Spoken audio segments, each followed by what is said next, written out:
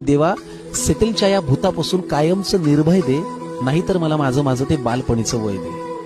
आयुष्यभर हे भूत पाठीवरती बसून आपण जगतोय की सेटलच्या या भूतापासून, सेटल व्हायचं जे भूत आहे, सेटलच्या या भूतापासून कायमचं निर्भय दे, नाहीतर मला माझं ते बालपणीचं वय दे. हो हो, हे तेच वय जेव्हा शक्तिमान लागायचं, माझी झोप जेवण सगळं आई बाबांनी बघायचं. आजोबा आजी आई बाबा ताई सुद्धा असायची. संकटांना जवळ येताना यांची भीती वाटायची. एकच काय तो अभ्यास तेव्हा ज्याचा त्रास असायचा, पण तोही तेव्हा माझ्या पुढे डोंगरा एवढा बसायचा. अरे एकदा मला लहान कर, त्या पेरूच्या झाडावर चढू दे. एकदा मला लहान कर देवा, त्या पेरूच्या झाडावर चढू दे. अर्जुनाची गोष्ट ऐकत आजोबांजवळ पडू दे. लहान तर कर न, मी वाढलेलं सगळं खाईन, मित्राकडे जाईन अभ्यासाला आणि अभ्यासच करून येईन.